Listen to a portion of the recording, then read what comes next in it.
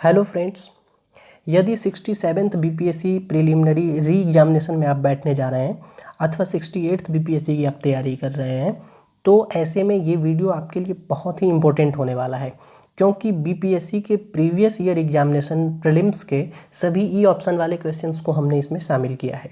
Number 1। Number 2, रणनीतिक दृष्टिकोण से इसलिए महत्वपूर्ण है क्योंकि बीपीएससी की परीक्षा में 8 से 10 प्रश्न, वैसे तो 64th बीपीएससी में 15 प्रश्न ई ऑप्शन वाले आए हैं जो ओरिजिनल बीपीएससी ने अपनी आंसर की दी थी रिजल्ट के बाद। तो मैंने उन सभी ई ऑप्शन वाले प्रश्न को 64 से लेकर के 66 तक के शामिल किए हैं। रही बात 67th की, जो हाल ही में एग्जामिनेशन 8 मई 2022 को हुई थी, उसकी मैंने इसमें शामिल नहीं की है क्वेश्चंस को जो ई ऑप्शन वाले हैं। मैं उसके लिए एक सेपरेट वीडियो लाऊंगा और तब बताऊंगा, क्योंकि बीपीएससी अपने स्टैंड पर कभी कभी कायम नहीं भी रहती है। कुछ कुछ प्रश्न के आंसर में ई ऑप्शन लेना उसका स्वभाव रहा है, यदि आंसर ABCD में से कोई एक हो तब भी। मैं वैसे प्रश्न को भी इसमें शामिल किया हूँ। तीसरी बात कि बीपीएससी ने जिन प्रश्न को डिलीट कर दिए थे 64th में, वैसे प्रश्न को भी हमने इसमें शामिल किया है। तो आपको देखना बहुत ही यूज़फुल होगा ये वीडियो, और शुरू से लास्ट तक मैं कहूँगा इस वीडियो को देखिए, क्योंकि हर एक प्रश्न में हम कुछ ना कुछ बताएंगे लॉजिक, जिसके माध्यम से आप 67th की जो री एग्जामिनेशन देंगे उसमें आप फाइंड कर पाएंगे तुरंत ही कि इसमें ये ऑप्शन के साथ जाना चाहिए भी अथवा नहीं। तो आइए, बहुत समय नहीं लेते हैं आपका, हम शुरू करते हैं इस वीडियो को। देखिए, पहला प्रश्न, वैसे तो 146वां प्रश्न है ये, लेकिन इस वीडियो का ये पहला ही प्रश्न है। देखिए, इसमें कहा जा रहा है कि उत्तर, यहाँ से देखिए ध्यान से, उत्तर की ओर प्रवाहित होने वाली नदी कहाँ की? बिहार की। इनमें से कौन सी है, ये पूछा जा रहा है। तो पहले आप बिहार का नक्शा तो आप सभी जानते ही होंगे, मैं थोड़ा सा हल्का ड्रॉ करके दिखाना चाहूँगा आप लोगों को। देखिए, ये है, थोड़ा ठीक से बना नहीं है, लेकिन समझ लीजिए कि ये बिहार का मैप है और बीच में इस तरह से गंगा नदी बहती है। कह रहा है कि उत्तर की ओर प्रवाहित होने वाली नदी, तो ये नॉर्थ है, आप सभी जानते हैं, और नॉर्थ की ओर प्रवाहित होने वाली नदी इधर से, यानी साउथ से जो नदियाँ जाएंगी वही नॉर्थ की तरफ जाएंगी। तो इधर से प्रवाहित होने वाली नदी क्या ये सब है? बागमती, कमला, कोसी, गंडक। इनमें से कोई भी नदी उत्तर की ओर प्रवाहित नहीं होती है, इसलिए इसका आंसर क्या होगा? ई होगा। ये भी ध्यान रखिए फ्रेंड्स कि ई ऑप्शन में जो रेड पेन लगा हुआ है वो आयोग के द्वारा दिए गए आंसर की से लगाया गया है, जो फाइनल रिजल्ट प्रीलिम्स के आने के बाद आयोग खुद ही अपनी जारी करती है। प्रोविजनल से नहीं लगाया गया है, फाइनल आंसर की आने के बाद जो लगाया गया है वही आंसर मैं आपको दिखा रहा हूँ। और जो ब्लैक से लगा हुआ है वो मैंने अपने एग्जामिनेशन के दरमियान लगाया था, तो कहीं कहीं ब्लैक वाला गलत भी हो सकता है, तो वो चीज़ आप थोड़ा सा कंसिडर करेंगे। ठीक है, तो मुझे लगता है इस प्रश्न का जवाब आप समझ गए होंगे। नेक्स्ट प्रश्न देखिए, हम कुछ कुछ लॉजिक हर प्रश्न में बताएंगे, आपको देखते रहना है। देखिए, यहाँ जैसे पूछा गया है वन क्षेत्र, जो बिहार का वन क्षेत्र कितना है कुल भौगोलिक क्षेत्रफल की तुलना में, ये प्रश्न पूछा गया है। देखिए, उस टाइम पे जो भी रहा हो, मैंने उसको कैलकुलेट करके यहाँ उसका सही आंसर दिया था, लेकिन वर्तमान में जो ISFR 2021 की रिपोर्ट आई है उसके अकॉर्डिंग बिहार का जो वन क्षेत्र है, केवल वन क्षेत्र की मैं बात कर रहा हूँ, वन क्षेत्र का मतलब वनावरण, वृक्षावरण है, तो वनावरण है अभी लगभग 7.84% है, और वृक्षावरण जो है बिहार का वो है 2.48%। तो ये ध्यान रखेंगे आप लोग। और यदि कुल वनावरण एवं वृक्षावरण पूछा जाए तो 10.32% है अभी, ये भी ध्यान रखेंगे। ठीक है, नेक्स्ट प्रश्न देखिए, इसमें कहा जा रहा है कि मगध जो थी, मगध आप सभी जानते हैं, अंगुत्तर निकाय में जिस 16 महाजनपद के बारे में जानकारी दी गई थी उसी में से एक मगध है और प्राचीन महाजनपद थी ये। तो इसकी प्रथम राजधानी के बारे में पूछ रहा है। तो इसकी प्रथम राजधानी कहाँ थी? आप सभी जानते होंगे राजगृह थी, लेकिन राजगृह ऑप्शन में नहीं है, तो इसलिए इसका आंसर ई होगा। अंग, जिसकी राजधानी चंपा थी, यहाँ पर वैशाली और पाटलिपुत्रा महाजनपद नहीं थी, तो ये चीज़ ध्यान रखेंगे आप। और वैशाली, विदेह या मिथिला जो है वो उसी में शामिल था, महाजनपदा में ही। नेक्स्ट प्रश्न देखिए, इसमें 34 नंबर प्रश्न में जैसे ही विद्रोह शब्द का प्रयोग करें, मैं कुछ चीज़ें आपको पहले बता देता हूँ ई ऑप्शन लगाने से पहले, आप ध्यान रखेंगे। यदि उस तरह के टर्मिनोलॉजी का प्रयोग हुआ हो उस क्वेश्चन में तो आप फटाक से ई ऑप्शन के साथ जाएंगे, लेकिन तब जब पूरी तरह से आप चारों ऑप्शन के बारे में आश्वस्त हो जाएं कि हाँ ये नहीं हो सकता है, तब देखिए, विद्रोह जैसे शब्द का प्रयोग हो, आंदोलन जैसे शब्द का प्रयोग हो, एकमात्र शब्द का प्रयोग हो, इस तरह के टर्मिनोलॉजी का यदि प्रयोग किया जाता है, या फिर उद्देश्य जैसे शब्द का प्रयोग हो कि इस योजना का ये उद्देश्य है, यानी योजना के बारे में 4-5 लाइन दिया गया हो और उद्देश्य के बारे में पूछा जाए, तो इसमें 99.9% चांसेस होता है कि इसका आंसर ई ही होगा। ये ध्यान रखना है। यदि वाक्य को जोड़ने वाला और शब्द का प्रयोग हो तो इस सब पर ध्यान रखना है। मैंने क्या कहा? विद्रोह, आंदोलन, योजना का उद्देश्य, एकमात्र, इनमें से कोई एक, फिर उद्देश्य, या फिर ऐसा रहे कि इनमें से कौन एक मुख्य है। तो मुख्य शब्द से स्पष्ट हो जाता है कि इन्हीं चारों में से कोई एक हमको ऑप्ट करना है, लेकिन बीपीएससी इसमें धोखा दे देती है। या फिर पूछा जाए कि इनमें से कोई एकमात्र शब्द का भी प्रयोग किया जाए, तब भी जो है आप समझते हैं कि ABCD में से कोई एक होगा, लेकिन ऐसा नहीं होता है। इसमें मैक्सिमम चांसेस होते हैं कि ई आंसर ही हो। यदि आपको पता है तब तो ठीक है, नहीं तो आप आंख मूंद करके ई ऑप्शन के साथ जाएंगे। ठीक है। जैसे ही देखिए यहाँ पर प्रश्न में पूछा गया है कि विद्रोह में सक्रिय भाग लिया था। जैसे ही विद्रोह होगा 1857 का, तो कोई एक आदमी तो उसमें भाग लेगा नहीं। तो देखिए नाना साहब थे, बेगम हजरत महल थी, और मौलवी अहमदुल्ला साहब थे, बेगम जीनत महल, ये सभी आंदोलन में सक्रिय थे। तो इसमें जैसे ही आपको देखने में आया कि 2 ऑप्शन सही हो गए, तो उपयुक्त में से एक से अधिक है, तो फटाक से तीसरा और चौथा ऑप्शन पढ़ने में समय नहीं गंवाना है। बीपीएससी की परीक्षा में जब आप बैठेंगे तो आपको सीधे ई ऑप्शन के साथ चले जाना है। ठीक है। नेक्स्ट प्रश्न देखिए। अच्छा, एक चीज़ और मैं क्लियर करना चाहूँगा। जैसे ABCD में से कोई एक सेट आपको प्राप्त होता है एग्जामिनेशन देते समय, ऐसे में यदि पहला ही प्रश्न आपको ऐसा मिल जाए जिसका आंसर ई हो, तो आप थोड़ा सा घबराने लगेंगे, अरे ऐसा कैसे हो सकता है। फिर दूसरा प्रश्न भी आपको ई ऑप्शन वाला मिले तो और आप थोड़ा सा गड़बड़ा जाएंगे और कॉन्फिडेंस आपका लूज होने लगेगा। लेकिन यदि तीसरा प्रश्न भी ऐसा ही मिल जाए, तब आप क्या करेंगे? ऐसा होता है, और मैं इसी में आपको दिखा रहा हूँ कि 3 लगातार प्रश्न के ई आंसर आए थे, मैंने ई ही लगा दिए, और 3 के तीनों बीपीएससी के फाइनल आंसर की से हमारे सही हुए। लेकिन मैं उस समय बहुत नर्वस हो गया था, क्योंकि ऐसा हो नहीं सकता था, मैंने सोचा था उस समय एग्जामिनेशन देते समय। क्योंकि और भी कई सारे कारण होते हैं एग्जामिनेशन में, जब आप बैठते हैं तो आपको लगता है कि थोड़ा सा मैं थोड़ा एबनॉर्मल महसूस कर रहा हूँ, क्योंकि परीक्षा से पहले आप बहुत तनाव में रहते हैं, किस तरह का क्वेश्चन आएगा, ये सभी चीज़ें हैं। मुझे लगता है आपको मेरी पूरी बात सुननी भी चाहिए अभी, क्योंकि ई ऑप्शन पर हम बात कर रहे हैं। तो ये वीडियो पूरा आप देखिए, घबराइए नहीं, टाइम थोड़ा सा दीजिए। ठीक है। देखिए, जैसे दाब का मात्रक पूछा गया, तो खैर ये प्रश्न तो इजी है, लेकिन प्रश्न इसलिए थोड़ा सा ये डिफ़िकल्ट लगता है क्योंकि पहला ही प्रश्न सेट का था। देख रहे हैं आप, नंबर भी यहाँ मेंशन है। तो ऐसे में यदि ई ऑप्शन आपको आ रहा है, तो थोड़ा सा लगता है कि अरे ये कैसे हो सकता है, तो आप बार बार ऑप्शन पर सोचने लगते हैं और गलती कभी कभी कर लेते हैं। किसी एक ऑप्शन को आप जो लगता है ज़्यादा संभावित है ले लेते हैं, ऐसा नहीं करना है। ठीक है। नेक्स्ट प्रश्न देखिए। अभी हमने इस बात की चर्चा की थी कि यदि मुख्य शब्द का प्रयोग किया जाता है तो फटाक से ई ऑप्शन के साथ चले जाना है। ठीक है। जैसे ग्रीन हाउस गैस के मुख्य घटक के बारे में पूछा जा रहा है, तो ग्रीन हाउस के मुख्य घटक कई सारे, जैसे कार्बन डाइऑक्साइड है, मीथेन है, नाइट्रस ऑक्साइड है, ओजोन है। इतना ही नहीं, इसके साथ जो सबसे मेन मुख्य घटक है इसका, वो इसमें दिया ही नहीं गया है, वो है जलवाष्प। तो ये ध्यान रखना है आपको। तो इसका ई ऑप्शन ई आंसर हो जाएगा। ठीक है।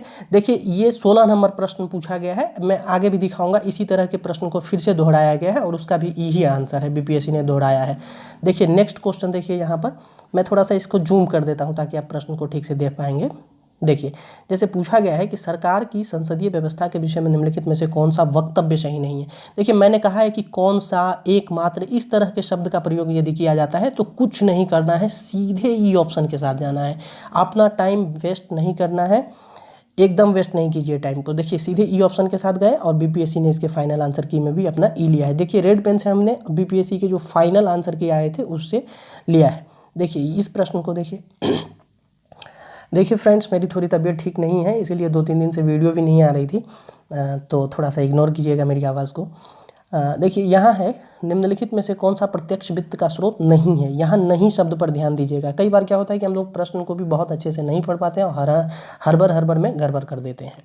देखिए, नाबार्ड जो है वो जो है प्रत्यक्ष वित्त का स्रोत नहीं। हालांकि इसमें हम थोड़ा सा कंफ्यूज रह गए क्योंकि बीपीएससी ने इसमें ई आंसर लिया है, तो मैंने सोचा कि ये आप लोगों को भी दिखाया जाए, लेकिन मैंने इसका नाबार्ड लगाया था। नाबार्ड क्यों लगाया था? क्योंकि ये प्रत्यक्ष वित्त का स्रोत नहीं है और ये सीधे आरआरबीज को फाइनेंस करती है, यानी जो रीजनल रूरल बैंक्स हैं, क्षेत्रीय ग्रामीण बैंक, उसको देती है अपना ऋण। और ये जो है नाबार्ड है, ये भारत सरकार के आरबीआई से, भारत सरकार के बजट से और विश्व बैंक से, आईएमएफ से, इस सब से, ये एडीबी से, इस सब से ये अपना ऋण प्राप्त करती है। तो ये चीज़ ध्यान रखना है। और ये उसके बाद जो है आरआरबीज को देती है। आरआरबी जो है आपको प्रत्यक्ष वित्त मुहैया कराती है, वो कृषि लोन, किसान क्रेडिट कार्ड, अलान फलान, इस सब के सेंस में। फिर आप स्टेट बैंक से ले ही सकते हैं, इलाहाबाद बैंक से आप डायरेक्ट लोन ले ही सकते हैं। तो मैंने अपने हिसाब से इसमें नाबार्ड लगाए थे, लेकिन बीपीएससी के जो औपबंदिक आंसर की आया था उसमें यही आंसर था, नाबार्ड ही इसका आंसर था। लेकिन बाद में प्रोविजनल के बाद जब फाइनल आंसर किया है तो बीपीएससी ने इसके आंसर को चेंज कर दिया, इसीलिए मुझे लगा आपको दिखाना ज़्यादा इंपॉर्टेंट है। देखिए यहाँ भी स्टेट का पहला ही प्रश्न जो है ई आ गया था। देखिए यहाँ पर ई लगाया गया है। इसमें पावर ऑफ हाइड्रोजन 7 किस किस का होता है, तो देखिए शुद्ध पानी और उदासीन बिजली। मुझे लग रहा है कि 67th में भी इसी तरह के एक प्रश्न पूछे गए थे जिसमें ई ऑप्शन था। मैं कंफर्म नहीं हूँ, मैं जब 67th के ई ऑप्शन वाले क्वेश्चन को लेकर आऊँगा तो इसमें जिक्र करूँगा। इसी टाइप का एक क्वेश्चन इस बार भी पूछा गया था। ठीक है, फिर नेक्स्ट प्रश्न देखिए ये है डीएनए की खोज किसने की थी। देखिए हालांकि मैंने उस समय इसका आंसर जेम्स वाटसन एवं फ्रांसिस क्रिक लगा दिया था, लेकिन इसने जो है द्विकुंडलित संरचना यानी डबल हेलिक्स मॉडल जो है डीएनए का, उसकी खोज की थी इसने इस डीएनए की खोज नहीं की थी। डीएनए की खोज मैंने बाद में एक जगह पढ़ा था कि फ्रेडरिक मिस्चर करके कोई वैज्ञानिक थे, उन्होंने संभवतः, यदि मैं ठीक याद कर पा रहा हूँ, तो 1869 ईस्वी के आसपास उन्होंने इसकी खोज की थी। इसीलिए इसका आंसर बीपीएससी ने ई लिया, जो कि ठीक भी है। नेक्स्ट प्रश्न देखेंगे, इसी तरह का प्रश्न 16 नंबर हमने ऊपर में दिखाया था आपको। ग्रीन हाउस गैस के मुख्य घटक के बारे में देखिए यहाँ पूछा गया है। और मुख्य घटक में जनरली हम लोग समझ लेते हैं कि कोई एक होगा और कोई एक मैक्सिमम लोग कार्बन डाइऑक्साइड लगा के निकल लेते हैं, बाद में उसका आंसर गलत हो जाता है। ई आंसर होगा ऐसे में। जब भी मुख्य, एकमात्र, उद्देश्य, इस सब तरह के शब्द का प्रयोग हो तो आपको ई ऑप्शन के साथ जाना चाहिए, यदि चारों में से कोई पता नहीं हो तब। देखिए मैंने डिलीट वाले क्वेश्चन के बारे में बात किया था। देखिए डिलीट क्यों किया गया था, अभी मैं कारण बताऊंगा। देखिए एक प्रश्न है 41 नंबर, इसमें पूछा गया था कि वायु प्रदूषण नियंत्रण हेतु सितंबर 2018 में वायु प्रणाली का शुभारंभ जो है नगर या राज्य में किया गया था, कहाँ पर। तो ये मैंने आंसर लगाए थे, देखिए ब्लैक पेन से मैंने अपने आंसर लगाए थे, जो कि आंसर बीपीएससी की प्रोविजनल आंसर की में सही था। फाइनल आंसर की में बीपीएससी में कुछ लोगों ने आपत्ति जताया इस पर, और उन्होंने कहा कि देखिए आपने वायु तो हिंदी में ठीक लिखा है, लेकिन अंग्रेजी वाले प्रश्न में जो वायु लिखा है वहाँ पर वी शब्द का प्रयोग किया है, जबकि वहाँ पर डब्लू होना चाहिए, क्योंकि जो शॉर्ट फॉर्म होता है उसका कुछ ना कुछ पूरा नाम होता है, तो पूरा नाम जैसे ही होगा तो वो अगर डब्लू से शुरू है तो वी से कैसे हो सकता है। इसीलिए बीपीएससी को भी मानना पड़ा, और इसमें एक नंबर जो है हम लोगों को लॉस हो गया था। खैर लॉस हो गया ये बड़ी बात नहीं है, बल्कि अच्छी बात यह है कि बीपीएससी ने इस चीज़ को ध्यान दिया और अपने किए पर जो है उसने इस क्वेश्चन को डिलीट किया। तो देखिए आप कि किस तरह से जो है क्वेश्चन को डिलीट करना पड़ा बीपीएससी को। नेक्स्ट क्वेश्चन देखिए, इसमें पूछा गया है कि पेरिपल्स ऑफ द एरिथ्रियन सी किसने लिखी थी। देखिए जो इंडियन ओशन है, हिंद महासागर है, वहाँ पर एक लेखक आए थे, पेरिपल्स ऑफ द एरिथ्रियन सी उन्होंने लिखा है, इस बारे में हमने पढ़ा है। लेकिन मुझे लगता है कि ये लुसेंट में भी जानकारी दी गई है कि इसके लेखक के बारे में जानकारी नहीं है। और मैंने भी कहीं जो जितनी भी हिस्ट्री की किताबें पढ़ी हैं उसमें कहीं आज तक पेरिपल्स ऑफ द एरिथ्रियन सी के लेखक के बारे में नहीं पढ़ा है। देखिए मैंने आपसे पहले ही जिक्र किया कि यदि किसी योजना के उद्देश्य के बारे में पूछा जाए तो कुछ नहीं करना है, सीधे ही ऑप्शन के साथ चले जाना है, लेकिन तब जब आपको इस योजना के बारे में बिल्कुल जानकारी नहीं हो। यदि जानकारी है तो प्रश्न को थोड़ा पढ़ लीजिए, हो सकता है कि इसमें से कोई एक सही हो। लेकिन यदि कुछ जानकारी नहीं है तो सीधा ई ऑप्शन, कोई नहीं लगाएंगे, सीधा ई ऑप्शन। उद्देश्य जब पूछा जाए किसी योजना का तब, तो देखिए मेक इन इंडिया का उद्देश्य पूछा गया है, सीधा ई ऑप्शन लगाइए, कुछ नहीं पढ़ना है। अब देखिए फिर यहाँ पर प्रोत्साहिकी नहीं है, यानी उद्देश्य टाइप से ही प्रश्न पूछा गया। औद्योगिक विकास के लिए प्रोत्साहिकी नहीं है, यानी औद्योगिक विकास का मतलब इनमें से कौन जो है अच्छा नमूना पेश नहीं कर रहा है या उसका उद्देश्य नहीं हो सकता है। Make in India, ease of doing business, startup India, digital, ये सभी। तो इसमें आंसर सीधा देखिए मैंने लगाया है ई, और सीधे ई के साथ आपको भी जाना है। नेक्स्ट प्रश्न देखिए अब है कि वर्तमान में, अच्छा हाँ एक चीज़ यहाँ ध्यान रखिएगा कि जो भी नियुक्ति या कुछ इस तरह के प्रश्न बीपीएससी बार बार पूछती है, तो नियुक्ति वाले प्रश्न में आपको एग्जामिनेशन के दिन तक यदि कोई सस्पेंड हो जाता है या कोई अपने त्यागपत्र दे देता है अपने उस पद से, तो इन सब चीज़ों को आपको ध्यान रखना पड़ेगा। ये नहीं कि करंट अफेयर में हमने पढ़ा कि नीति आयोग के अध्यक्ष अभी ये हैं, और अध्यक्ष कह रहे हैं, अध्यक्ष तो स्वयं पीएम होते हैं, उपाध्यक्ष ये हैं, और कुछ दिन बाद बदले गए, तो अब आपको पता ही नहीं है, आप जो है पुराने वाले को ही लेकर चले गए कि नहीं यही सही है। देखिए उस समय में आरबीआई के गवर्नर उर्जित पटेल हुआ करते थे, जब बीपीएससी ने इस प्रश्न को बनाया था। लेकिन उर्जित पटेल ने इस एग्जामिनेशन से मात्र 3 दिन पहले ही अपने पद से इस्तीफा दे दिया, इसीलिए इस प्रश्न का आंसर हमने ई लगा दिया। बहुत सारे स्टूडेंट यानी कि मेरे फ्रेंड्स बाहर आकर मुझसे ये भी कहे कि देखिए उर्जित पटेल ही सही होगा, बीपीएससी भी मानेगी, क्योंकि बीपीएससी तो पहले प्रश्न सेट कर चुकी थी जब उर्जित पटेल थे, उसके पूछने का व्यू भी यही था। मैंने कहा कि देखिए ये करेंट कंटेक्स्ट का प्रश्न है, इसीलिए करेंट में जो है ई ऑप्शन ही इसका सबसे उपयुक्त होगा, बाकी बीपीएससी के ऊपर है, बीपीएससी ने ये आंसर लिया भी। तो मेरे कहने का मतलब यही है। यहाँ मैं एक चीज़ कह रहा था कि लगातार कैसे ई ऑप्शन आता है। देखिए 109 नंबर प्रश्न आप देख रहे हैं, इसमें ई लगाया गया है। 110 नंबर में भी देखिए ई आया है, और 111 नंबर प्रश्न में भी देखिए ई आया है। यानी लगातार 3 प्रश्न ऐसे आए थे जिसमें ई आंसर ही हुआ था, और मैं घबरा गया था, लेकिन 3 के तीनों सही हो गए थे मेरे। इसलिए आप भी घबराना नहीं, और यदि ऐसा आता है कि पहला ही प्रश्न आपका ई आ जाए तो घबराना नहीं है। देखिए इसमें पूछा गया है कि कृषि में उत्पादकता बढ़ाने का एक रास्ता है। देखिए कौन सा एक, देखिए यहाँ शब्द पर ध्यान दीजिए। मैंने कहा था कि यदि कौन सा एक जैसे वाले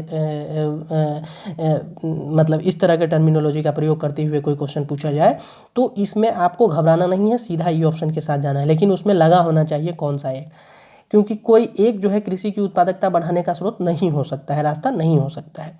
ठीक, नेक्स्ट प्रश्न देखेंगे। यहाँ भी देखिए ठीक से प्रश्न को पढ़ेंगे, कहता है कौन सा एक मनरेगा का उद्देश्य। मैंने कहा कि उद्देश्य लगा हो, कौन सा एक लगा हो, हाँ, या एकमात्र जैसे शब्द का प्रयोग हुआ हो प्रश्न में, तो आपको यदि कुछ नहीं पता है तो उस प्रश्न में सीधा ही लगाएंगे और आप समझ लीजिए कि वो क्वेश्चन आपका सही हो गया। तो यहाँ पूछा जा रहा है मनरेगा का उद्देश्य नहीं है। यदि उद्देश्य आपको पता है तो बहुत अच्छी बात है, यदि नहीं पता है तो सीधा मेरे कहने के हिसाब से आप अपना आंसर लगाइए। एक और चीज़ मैं आपको यहाँ पर थोड़ा सा क्लियर करवाना चाहूँगा। देखिए यहाँ पर पूछा गया आर्थिक विकास दर बिहार का 2016-17 का।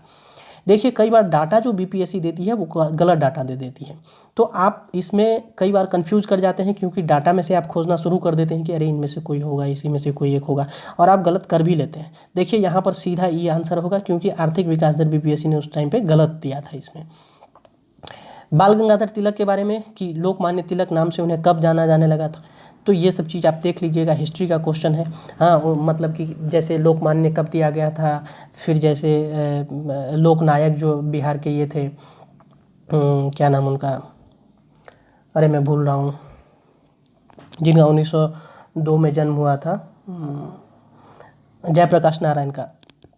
तो ये सब चीज़ आप थोड़ा देख लीजिएगा कि कब कौन किसने उपाधि दिया था। देखिए इस सेशन का संभवतः ये लास्ट प्रश्न ही होगा, मुझे लगता है, हाँ ये लास्ट ही है। ये देख लीजिए थोड़ा। पूछा जा रहा है कि बिहार किसान सभा से कौन जुड़ा था। स्वामी शाहजानंद का नाम आप सभी जानते हैं, कार्यानंद शर्मा भी जुड़े हुए थे। तो इसमें जैसे ही एक से उपयुक्त में से एक से अधिक सही हो गया तो आंसर क्या हो जाएगा, ई हो जाएगा। मुझे लगता है ई ऑप्शन के बारे में इतनी जानकारी मैंने दी है कि अब आप 67th के यदि री एग्जामिनेशन में बैठते हैं तो आपको कोई दिक्कत नहीं होगी। Thank you.